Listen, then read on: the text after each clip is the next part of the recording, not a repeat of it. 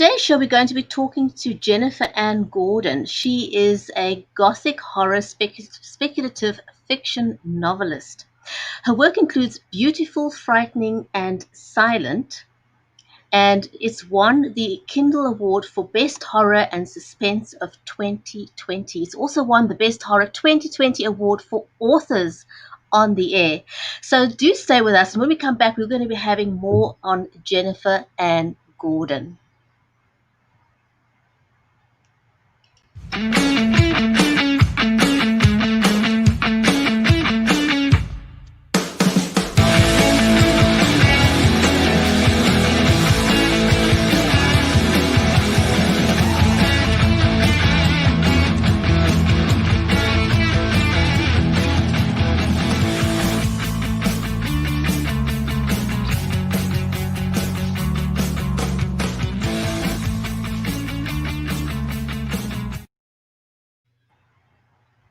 If you're just joining us, welcome to the Writers' Corner live show. I'm your host, Brijetti Limbanda from Cape Town in South Africa.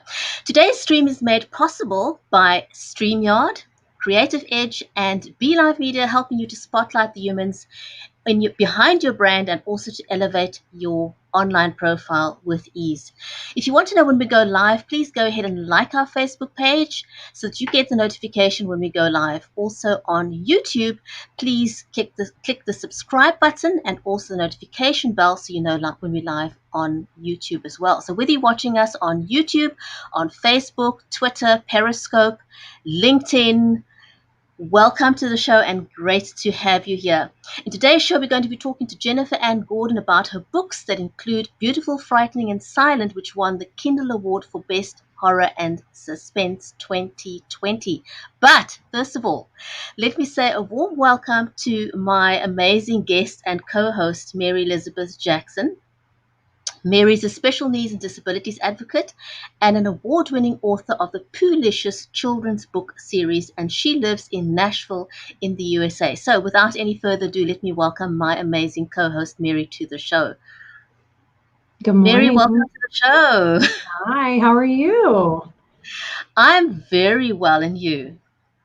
Good. I'm looking forward to the show today, and I'm excited to be here. And I'm so excited. We want to say hi to our friends who are watching from all around the world, because we have friends everywhere who watch, and we're excited they're joining us or watching on the replay. And we're excited about our author this morning. She's a very busy lady.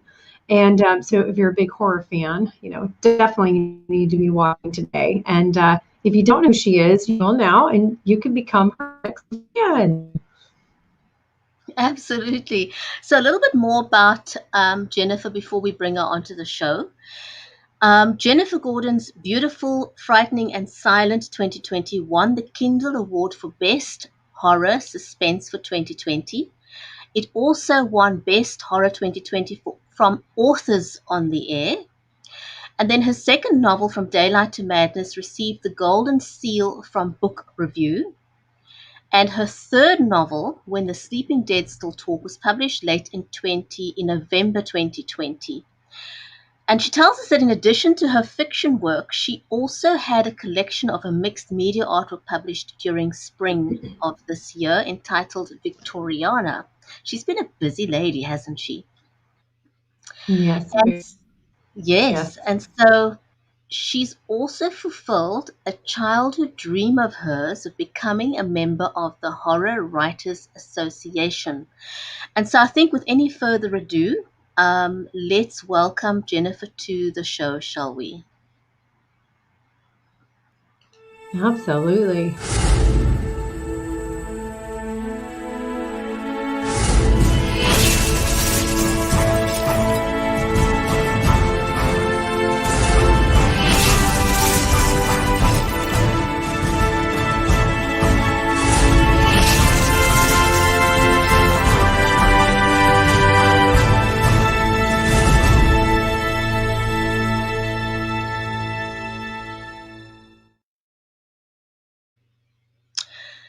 Jennifer, welcome to the show. It's so great to have you with us.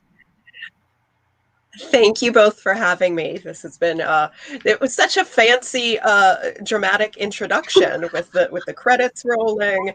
I felt like I was in a parade. or I was going to say the film debut of your new book, right? Yeah, exactly. Absolutely. Well, we want to say congratulations, first of all, on your awards. They're very, well, it just kind of makes you go, okay, doing the right thing. And all my hard work is paying off, doesn't it? Yeah, it was a little shocking and very fulfilling. I was, I entered the Kindle Awards so many months ago that I honestly completely forgot I had entered them until I found out I was a semifinalist back in September. And I Wow. thought just being a semifinalist was amazing. I was so excited just to be in the top 20 for my category. And then a month later, I made it to the top 5. And then I thought the same thing, like, it's just an honor to be nominated. I can't believe I'm in the top 5.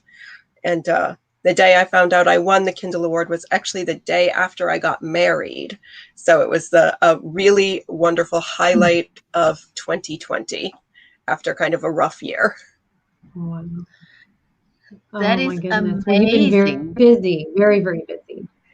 I have been Yeah. very busy. I think I've been especially busy because with the lockdown, with COVID and everything, I lost my job because I was a professional ballroom dancer. So, and I was Mhm. writing on the side. So since kind of COVID and the lockdown since March, this has been what I've put all of my energy into. So, I suppose in some ways it's Well, it had its worked because you, absolutely, because you were able to kind of now focus down on something very, very specific, and something that you enjoyed, and it obviously has paid off quite handsomely. yes. I mean, I very much enjoyed my career as a ballroom dancer too, and I hope someday that the world will allow social dancing safely again. But I do think, being in lockdown, having a very kind of internal focus has helped, especially with the style of writing I do. I do gothic horror, so it's a lot of introspective, slow, claustrophobic dread. So I think that kind of has been fueled by what's happening in the world and not being able to leave the house very often. What do you miss most it makes about for some very lockdown? good. So what I miss most, I would say I miss dancing and my students because I was a ballroom dance teacher for the past 12 years, 6 years at the studio that just recently closed down.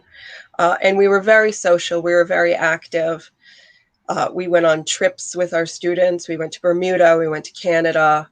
Um, so I miss that part of my life, and I very, very, very much miss traveling. That is a passion of mine besides writing. Is traveling, and I this is the first time in many years that I haven't had a trip planned to look forward to. So I would say traveling and Does your dancing. does your husband dance as well? Yes, he is my dance partner. That is how we met. Oh, fun. Okay. I used to teach Yeah. ballroom, so I Did love you ballroom really? dancing, and I did. I've been a dancer since I was 3. So my first job was at Disney World, and because I'm from Oh Orlando, my so gosh.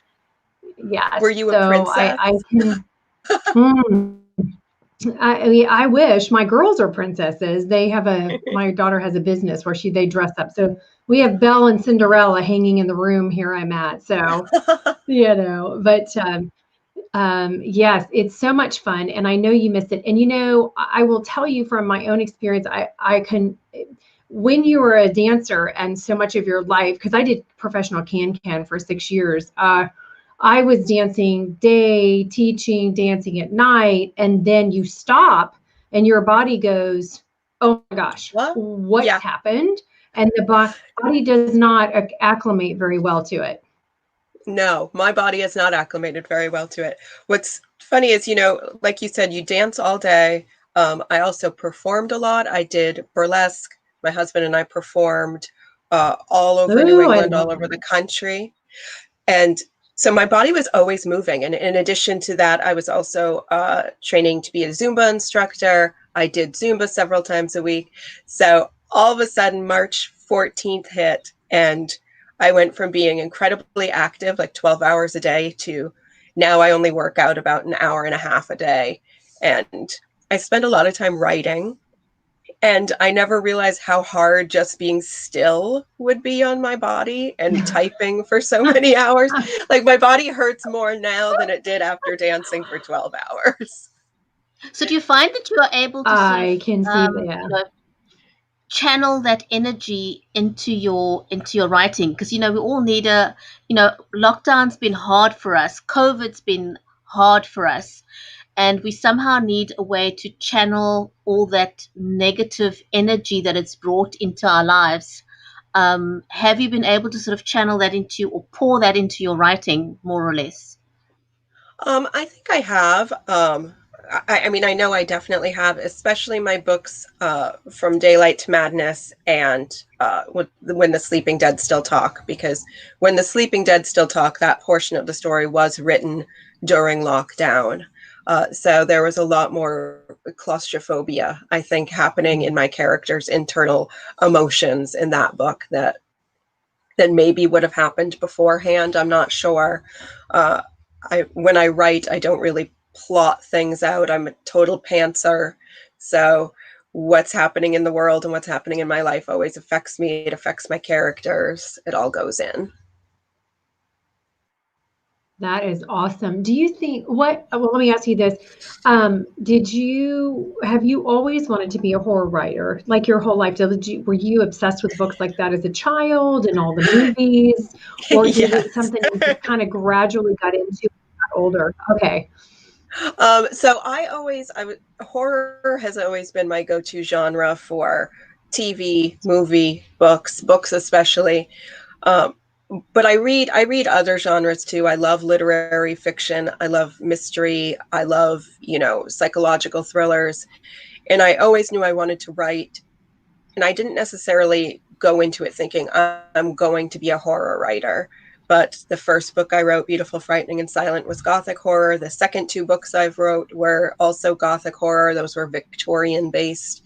And the thing I'm working on right now, I thought was going to be quite a departure for me, but it's still ending up being a horror novel. I was like, this one's fun. It has a romance in it. But now I realized it's like The Stand with a rom-com thrown in. So it's still a horror novel. There just happens to be a little bit more lightheartedness to it. So where do you draw your inspiration from? From sort of like, I know you mentioned just before earlier that, you tend to get influenced by your surroundings and what's happening in life around you. Is that what you generally do? Do you draw on real life characters? Is it some of your own life that's sort of intermingled, some of your friends in there, or is it a mixture? It's a mixture of everything. The idea for Beautiful, Frightening, and Silent came about, honestly, 20 years ago when I was having a conversation with somebody who was just an acquaintance at the time. And he had said the words, "My uncle was a cop in the 50s and his partner murdered his wife and the entire police force covered it up." And just hearing that made me say, Wow. I wonder what would happen if that man who covered up his wife's murder, I wonder what would happen if she haunted him, like, for the rest of his life. And that is where the core of Beautiful, Frightening, and Silent came from. I thought I was going to write this story about, and I did, about a woman who haunts her murderer for her entire life. But the book became so much more. Those two characters, the ghost and the murderer, Anthony, became the side characters in a different story about who I thought was going to be a throwaway character. His name was Adam. And it ended up being his story, dealing with survivor's guilt and the loss of his child and the loss of his wife. It ended up being his story. And he was just kind of like the match that got set into this other instance with the ghost and the murderer. He was just the fuse that made all of their lives kind of explode with grief and regret and rage. So that book came about just because somebody said something in a passing conversation. part of From Daylight to Madness came about because I had a dream of a girl shooting somebody and then being sent away. And I remember waking up from it going, oh, I should write about her. And again, she just became a side character in the book. But I think inspiration could come from anywhere. Yesterday, I was looking up some strange psychological and psychiatric things that happened in the early part of the 20th century, because I'm in a book club and we're reading something about schizophrenia. So I was just doing some research, and immediately I got like this incredible idea, or maybe it's not an incredible idea, but I got an idea for, a story just based on kind of a headline of a newspaper article. And that's amazing where all this inspiration comes from. It's kind of like it drops out of the air sometimes, and it's fascinating, isn't it, when you start with something, then it takes a whole life on its own. Like it has its own it just births itself. It's fascinating, isn't it? I know. So I find myself, and I find myself screaming at my computer when I'm typing my characters, and because they're not doing what I wanted them to do. Even though I'm creating them, I'm yelling at them, screaming, "You're making the wrong choice." And I can hear my husband laughing in the other room, and he just says, you're the one writing it, right? They didn't have to make that choice. I'm like, they did. I can't control them. That is hilarious. You must have so much fun writing. I do because the funniest thing I think I do when I write is I went to school for theater, so I love to like talk out loud when I'm writing. So I do say the words that I'm writing, and sometimes I do accents and sometimes I don't. So there's, at any given moment, if my husband walks in, there's a good chance I'll be crying and doing a Northern Irish accent while typing on the computer. Your that cover is very for funny. It is your cover for Beautiful, Frightening, and Silent. Who did that? I think it's an amazing cover. Oh, that's me, and my husband took the photo.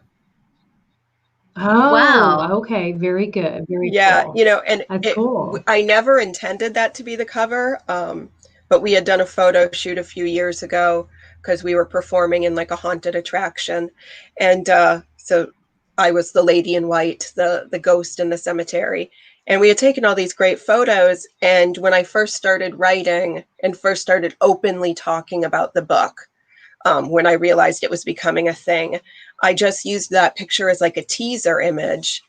And then the more I used it, the more I realized it was perfect. So I photoshopped my tattoos off and cut my head off, and it's me.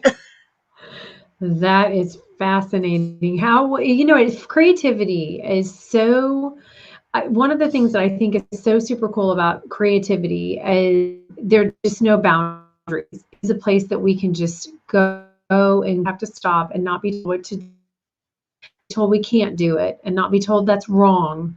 It's amazing, isn't it? It's absolutely amazing. And we are all creative beings, who need an outlet. So, whether yours is designing buildings, or in the garden, or you're a chef, or you're on the computer create graphics and videos, and there's just so many different ways to be creative. And our soul has to have that. It needs it. And writing is extremely therapeutic too. On the other hand, that's another wonderful thing about writing, is whether you ever publish or not, it's extremely therapeutic. And even if you want to get your darkest side out but never show anybody, at least you get it out. Yes. And I think, I'm lucky that I write horror because I can kind of tap into those darker places of me, of people I know. And somebody asked me once, they asked me if there was a part of me in every character, and I said, yes, of course there is. And they said, even the villains? And I'm like, yes. I hate to say that, but especially the villains. It's that's the way to get it out. The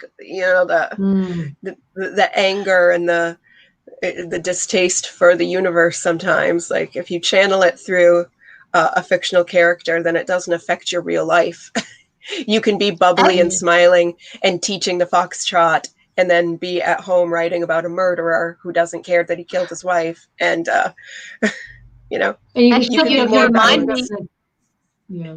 You remind me so much of another author that we had on the show. I think we've had her on twice. Her name's also Jen, and she's a theater sister actually, and Oh. she writes these horror movies. So she's in the theater and she's imagining all these characters, and you're kind of like, how does a theater sister come up with all these weird things? Like, just how? Are you talking about Jen Turner? Are you talking about Jen Turner? Yes. Yes. So she's a cardiac nurse. And the last time we had her on, we need to connect you guys, because the last time we had her on, she was in I guess, wasn't she in the in the emergency room or working? And she's asking, so how does the drill work when you cut open the chest? And, she's like, I got to use this in my book. And, so we just chuckled and chuckled with her, and she's really awesome. Well, you'll have to get connected. I think you guys I will be soul will. sisters. I will. What's so funny is I'm writing this book now, my work in progress, and it's, it's sort of about a virus, but it's not really about a COVID type of virus. I don't want to go into too much detail because it's still very new, but I'm not a science person at all. I went to school for theater. But I have a friend who's a scientist. So I keep asking her, I'm like, can you be my research assistant? And she's like, yes, I love researching gross things. And what a friend's for, right? So I send her these texts. I'm like, is it possible for blah, blah, blah, and blah, blah, blah to happen? And she'll just respond like, gross, hold on. And she comes back with like this great research, because I think I'm doing something that's so outlandish. And I'm like, I don't want scientists to read it and say, that would never happen. So it's good to have somebody who's like an immunologist and a scientist researching your weird ideas. And it's good for me to not actually have those on my Google history, because my Google history is disgusting because of being a horror writer. I'm always afraid cops will like raid my computer and just be like, okay, what's happening in your life that you have looked up? Can you cut a person's lungs open with a shard of a teacup? Like, never a dull moment in your home, right? No, I wish there were. Oh my goodness. What is your dream book? What is something that you sort of aspire to and think, one day I'm going to write about that? Oh, so a dream book for me to write.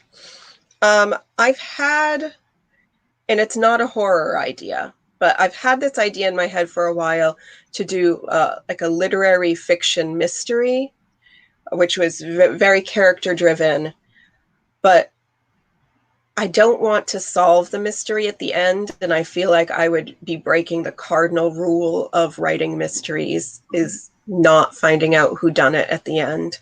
So that's kind of my dream book, is to be able to do that and do it well enough that the mystery writing community would not put my head on a pike and carry it through the streets because of breaking the big rule.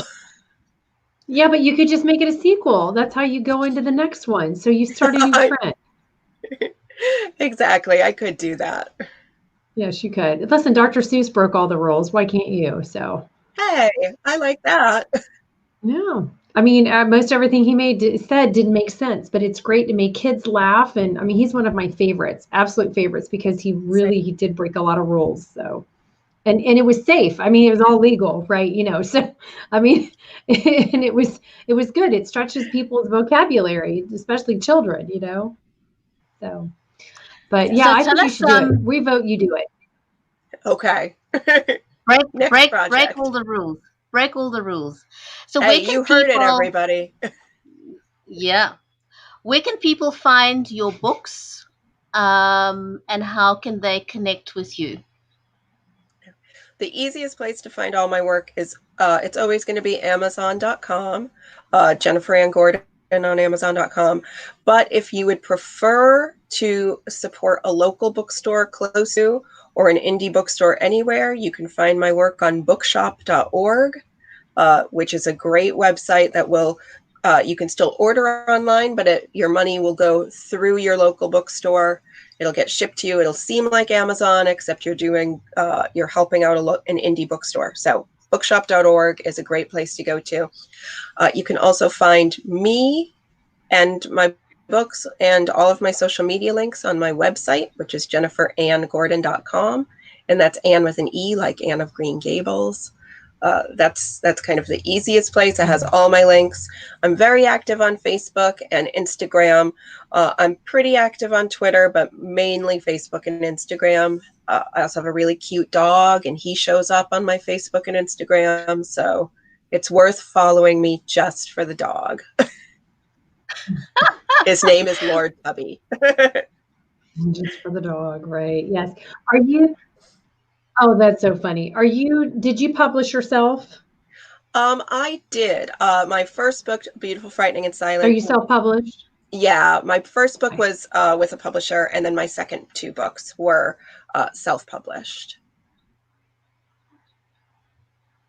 That is, and did you decide that on purpose? Awesome. Well, I'm so excited about meeting you. And thank you. But yes, I did decide.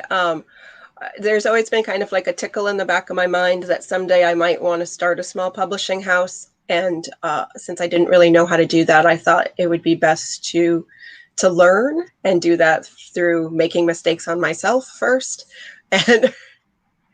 But I also love the idea of being an indie author because I have complete creative control over my cover, how I market myself, my own branding. I don't have somebody else telling me what my brand is or what my cover is or what my title is, any of those things. So I'm a big fan of being a self-published author, as long as you take it seriously enough to still hire cover designers, professional editors, get a publicist, do it right, and put out great product. Yeah, hire an editor, please. Yes. Absolutely. Jennifer, thank you so much for being a great guest. It was lovely getting to know a little bit more about. Thank you so much. A big pleasure. And to our audience, I was just going to ask her, well, does she have any advice for young, starting out, horror writers? Do you have any advice for young? Yeah. For young horror writers, I would say read as much in your genre and out of your genre as humanly possible. I think a lot of horror writers or a lot of genre writers in general only read their genre, whether that's romance, horror, sci-fi. And I think it gives you a limited understanding of what you can do with your work. So I would just say reading is the best tool to becoming a writer. And when you want to write, don't tell yourself you can't. Just write. You can't edit a blank page, but you can edit a page that has writing on it. Even if you think it's bad, it's not. That's a great note to end on. Thank you so much, Jennifer. And thank you to our audience. Thank you for watching. Remember to write good stuff and to be inspired one conversation at a time. And if you want to know when we go live, please go ahead and like our Facebook page, and over on YouTube, please click the subscribe button and the notification bell. And we will see you again back next week. Thank you for joining us today. Thank you.